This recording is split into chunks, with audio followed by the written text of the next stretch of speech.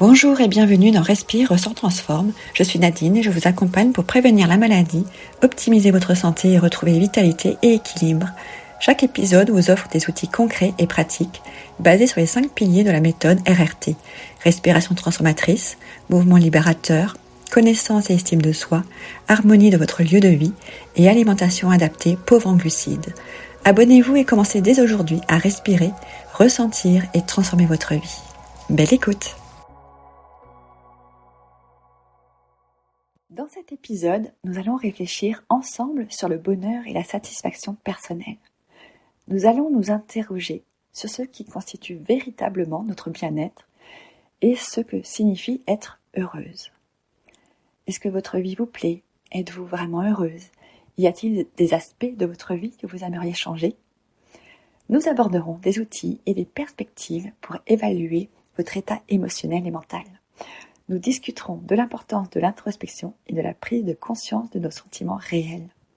Alors rejoignez-moi pour ce voyage intérieur et nous allons découvrir comment répondre à cette question de manière honnête et enrichissante. Préparez-vous à explorer, à réfléchir et peut-être à découvrir des aspects de vous-même que vous n'aviez jamais pris le temps d'examiner. Parce qu'on prend rarement le temps d'aller en soi pour se comprendre et c'est bien dommage. Donc je vous invite vraiment à prendre un peu de temps. Alors prenez une feuille, un carnet et un stylo. Installez-vous confortablement dans un endroit au calme et commençons cette exploration ensemble. Tout d'abord, l'importance de la question « Comment vas-tu vraiment ?» Nous commençons souvent notre conversation avec quelqu'un par « Comment ça va ?» sans vraiment attendre ou donner une réponse sincère. C'est devenu une formule de politesse presque automatique. Et c'est dommage. Pourtant, cette question mérite qu'on y réponde avec honnêteté, car elle peut être un puissant outil de prise de conscience de notre état émotionnel et mental. D'abord, les réponses automatiques. Dans notre vie quotidienne, on a tendance à répondre par des formules toutes faites « ça va, pas mal, bien, et toi ?» Ces réponses rapides nous empêchent de véritablement nous connecter à nos émotions et notre état intérieur. Elles nous détournent d'une introspection honnête et de la possibilité d'exprimer ce que nous ressentons réellement. L'importance de l'authenticité. Répondre sincèrement à la question « Comment vas-tu ?»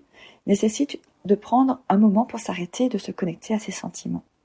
Cela demande du courage car admettre qu'on ne va pas bien, qu'on est stressé ou fatigué, ça peut être difficile.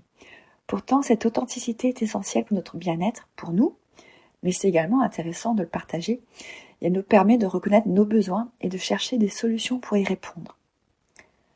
La prise de conscience émotionnelle. Se demander comment on va vraiment. C'est un premier pas vers la prise de conscience de notre état émotionnel et mental. Alors prenons un moment pour réfléchir. Les bénéfices justement de cette reconnaissance de sentiments. En fait, le fait de reconnaître ces sentiments, c'est crucial pour comprendre notre état de santé, de bien-être global. Lorsque nous ignorons ou réprimons nos émotions, elles peuvent s'accumuler et causer du stress, de l'anxiété ou même des problèmes de santé physique. En prenant en revanche le temps de connaître et de nommer nos émotions, nous pouvons mieux gérer notre stress et notre bien-être général. C'est aussi un bon outil pour apprendre à se connaître et justement de trouver aussi des outils pour trouver des solutions pour aller encore mieux, si on va bien ou non. Alors, un exercice pratique. Pour vous aider à vous connecter à vos sentiments, je vous propose un simple exercice. Fermez les yeux.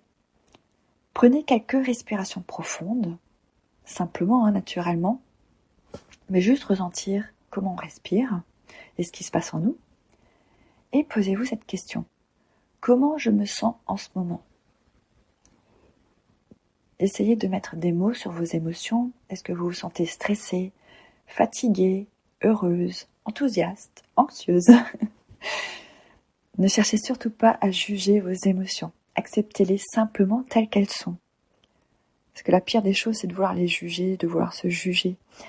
C'est juste s'écouter ce qui se passe dans son corps au moment où on se pose cette question. Et lorsque vous vous sentez prêt ou que vous avez besoin de noter, prenez votre carnet et notez ce que vous ressentez. Quels sont justement ces sentiments, ces émotions que vous avez ressenties en cet instant? Ensuite, l'impact sur les relations. Répondre sincèrement à comment ça va ne profite pas seulement à votre propre bien-être personnel, mais ça peut aussi enrichir vos relations. Lorsque nous partageons authentiquement nos sentiments avec les autres, cela crée une connexion plus profonde et plus significative. Les relations basées sur l'authenticité, la vulnérabilité sont souvent plus fortes et plus satisfaisantes. Alors bien sûr, je ne dis pas qu'il faut révéler ses émotions, ce qu'on pense à n'importe qui, mais il y a quand même certaines personnes, je pense, et j'espère pour vous, auxquelles vous pouvez justement partager cela, parce que ça apporte vraiment un bien-être et une certaine complicité avec la personne, puis du coup ça libère aussi la parole et le partage entre vous. L'encouragement à la pratique régulière. Enfin, je vous encourage vraiment à faire de cette question une pratique régulière. Chaque jour, prenez quelques minutes pour vous demander honnêtement comment vous allez. Notez vos réponses dans un journal si cela vous aide. Moi, c'est vraiment un conseil que je donne à tout le monde. C'est la première chose. C'est le premier achat à investir pour soi, c'est son carnet. Et avec le temps, cette pratique peut devenir une habitude bénéfique, vous aidant à rester connecté avec vous-même et à mieux gérer vos émotions.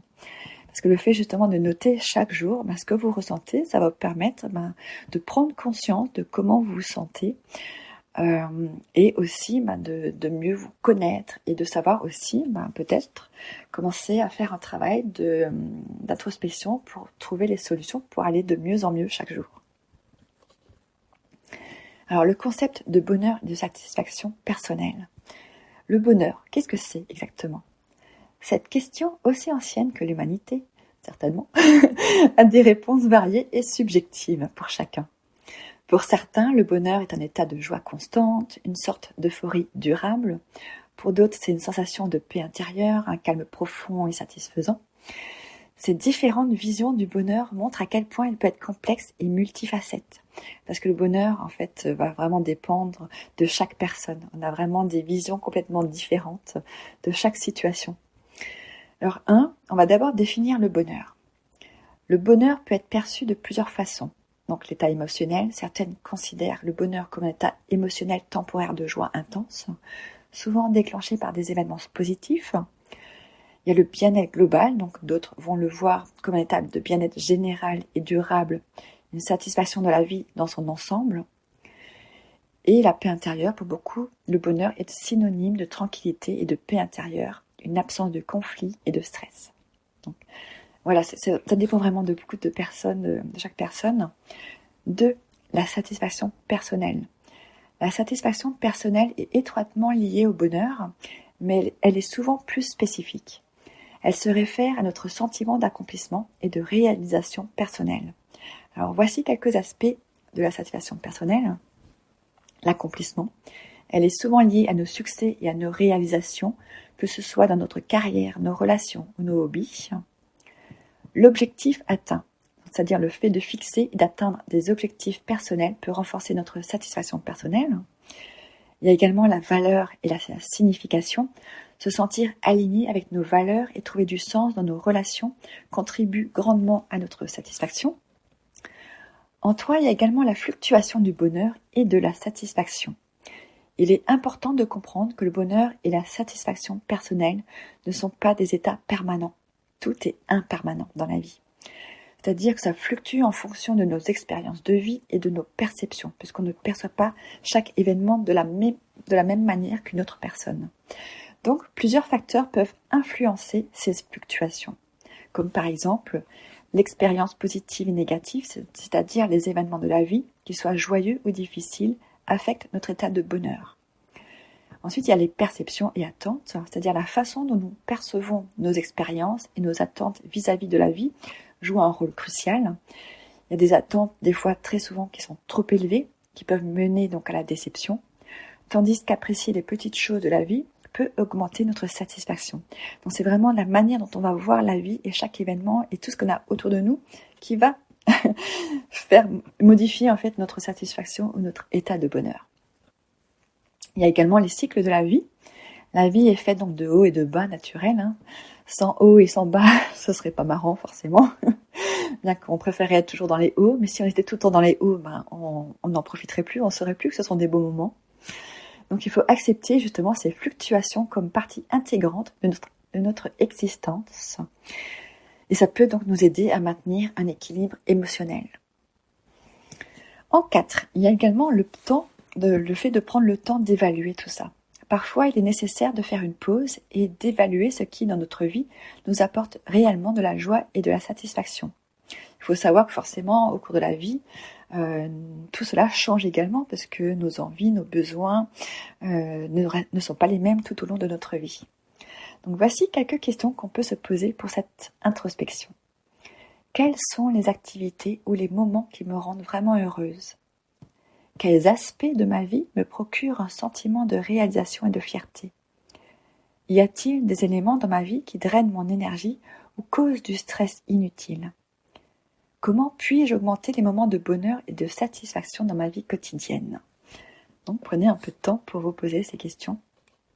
Je tiens également à préciser que chaque épisode que je propose du podcast ou via ma chaîne YouTube, il y a les notes qui sont partagées sur mon blog, donc sur nadinejokers.com.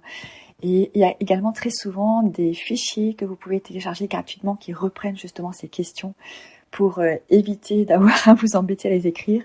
Donc n'hésitez pas à aller les télécharger, ça va vous faire gagner un peu de temps. Ensuite, donc 5, les stratégies pour cultiver le bonheur et la satisfaction. Pour augmenter notre bonheur et notre satisfaction personnelle, voici quelques stratégies à considérer. La gratitude. Pratiquer la gratitude en notant chaque jour quelque chose pour lesquels vous êtes reconnaissante peut augmenter votre bonheur. Le mindfulness, dont on entend beaucoup parler, la méditation, prendre du temps pour des pratiques de pleine conscience peut aider à réduire le stress et à augmenter la paix intérieure. Et ça, vraiment, je vous le recommande. Chez moi, ça m'a énormément aidé. Que ce soit face à la maladie, mais également, je pense beaucoup pour le fait que j'ai réussi à avoir ma fille. Ensuite, la fixation d'objectifs réalistes.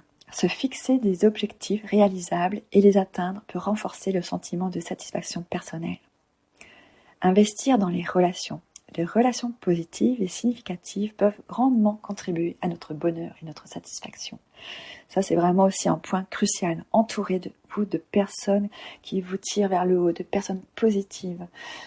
Je sais que des fois, c'est difficile et on aime aussi beaucoup pouvoir soutenir les personnes de notre entourage qui ne vont pas bien.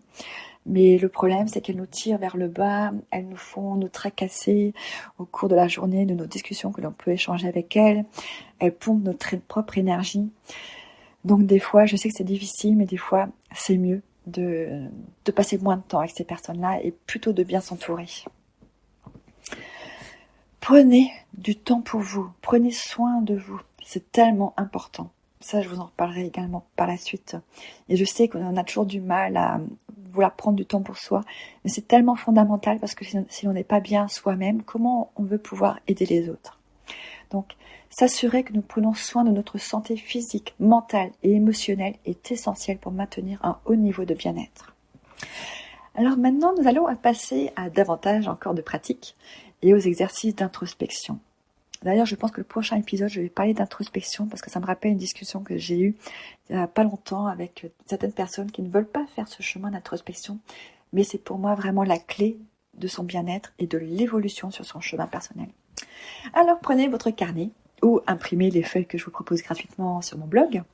Alors, pour vous aider à répondre à la question « Comment vas-tu vraiment ?», je vous propose un exercice d'introspection. Prenez un carnet et notez vos réponses aux questions suivantes. Quels sont les moments récents où vous vous êtes sentie véritablement heureuse ? Y a-t-il des aspects de votre vie actuelle qui vous causent du stress ou de l'anxiété ?